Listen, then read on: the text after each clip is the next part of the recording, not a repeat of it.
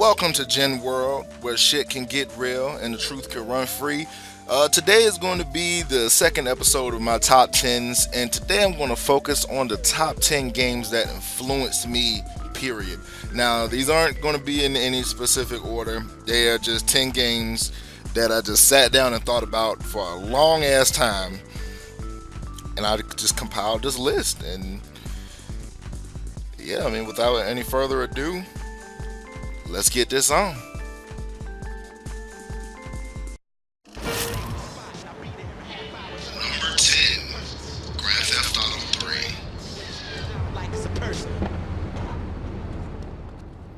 3. Now, for me, this was my first mature rated game that my mom bought me.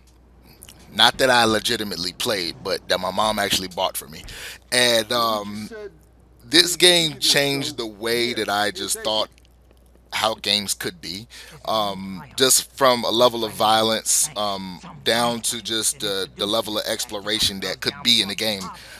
So just like at a sandbox level, this is what just opened up my mind to a whole different level of games, and just the cinematic level, the voice actor quality.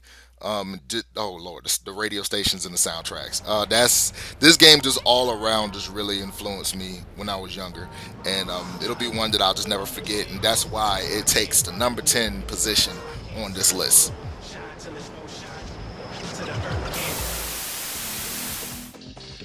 Number 9, NFL Blitz 2000. NFL Blitz. Late hits is the main word that comes to mind when I think about this game series as a whole. Also, another thing that just later in the series, you were able to play as just different crazy characters, such as Raiden from Mortal Kombat.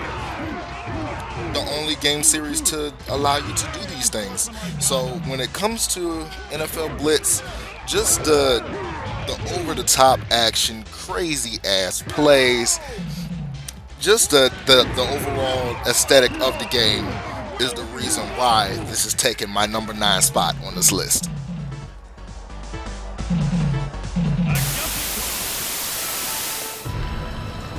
Number 8, Final Fantasy 7. Final Fantasy 7. This one I can spend all day talking about. To be perfectly honest, this is one of the first games that just taught me don't get attached to characters, because you never know what might happen in the story. So I guess that's why I like things that happen today, like on The Walking Dead and Game of Thrones, don't affect me too much. Yeah, I get upset, but it's like, hey, everybody has their time when they gotta go, no matter how important you are. So that's why this takes my number 8 spot on this list.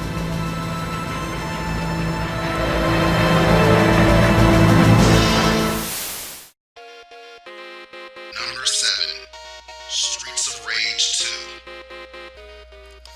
2. Now, there isn't a whole lot I can say about this that I already have. I've already covered this in a full review. I think it was last year sometime on my channel. But that's neither here nor there. My main reason why I'm throwing this on my list is because this is one of the first games that taught me cooperative play. If you're playing with two players, you can actually hit each other by mistake. You can throw enemies into your friend or whoever you're playing with. Me personally, I play it with my mom. She's the one that actually got this game and got me into it when I was younger. So yeah, she would play with Blaze, I would play with Skate, do everything we could to get through it as fast as possible.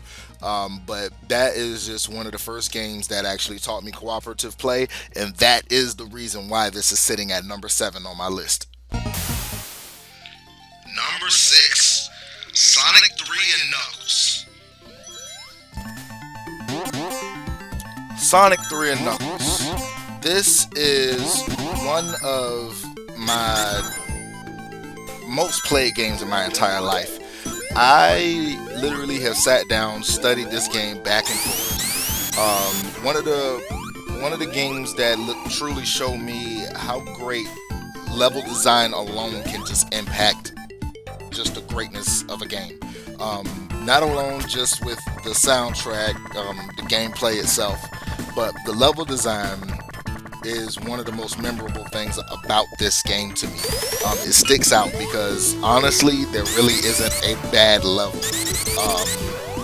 All 16 of both combined with the lock on technology stuck with me, and it still sticks with me to this day. Um, and that is the reason why this is sitting at number 6 on this list. Number 5. Mischief Makers. Oh man, what is there to say about Mischief Makers? Too much, in my personal opinion. This game is just one of my favorites, if not my favorite game of all time. Just for just the sheer amount of love that you can tell was put into this game. This was released after the world of 3D gaming has been introduced. You got Super Mario 64, Ocarina of Time. These games were just well established at this point. And Mischief Makers came out and it was like, you know what, 2D games are still here and they can still hold precedent over a lot. And just down to the soundtrack, to the gameplay, to the characters, everything is just colorful. And it just really taught me just not to judge a book by its cover. And that is why it has achieved the number 5 spot on my list. Number 4. No One Lives Forever. Now, No One Lives Forever is an odd game for me because when I first played it, I played it on the PlayStation 2.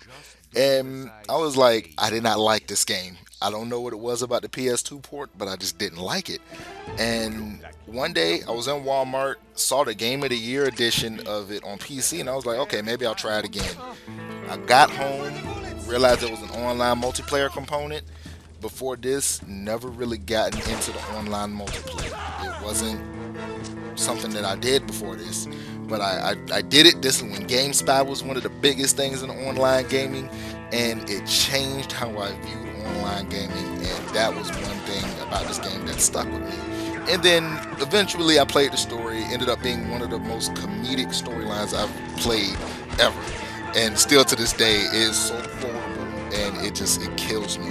It literally leaves me dying, just laughing at most parts of the game. So, but yeah, that this is one of my first frays into the online gaming universe, and that is why it's sitting at number 4 on my list.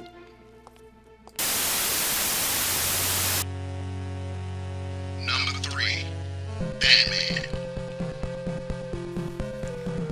A game that technically doesn't even need an introduction. One of the hardest games ever made, in my personal opinion, with the exception of Ninja Gaiden and just the damn near the entire NES library. Just look at this shit. But that's besides the point.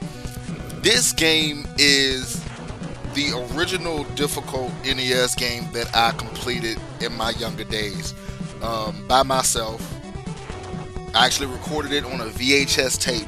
One of the first games I actually recorded my gameplay on. And to this day, the game is by no means easy. It's still difficult for me to get through this game today. So I don't have too much to say, but this game is one that taught me to persevere even through the hardest of situations, not just in games but in life in general. No matter how hard your situation is, no matter how hard it gets or impossible as it may seem, you can make it. You can do it. And that's why this is at the number 3 spot. Number 2. Bomberman Hero. Oh man, this game right here. Now, this was literally the weirdest game I had ever played in my entire life up to this point, to when this game was released. I don't even really know how to categorize how I feel about this game, but I love it. It is one of my favorites. I damn near really can't explain why, but it gave me the pass to say that being fucking weird is okay. Is gonna be all right. There's no problems with being weird, and just that fact alone, just is the reason why this is at my number 2. Who designed these enemies? Good lord.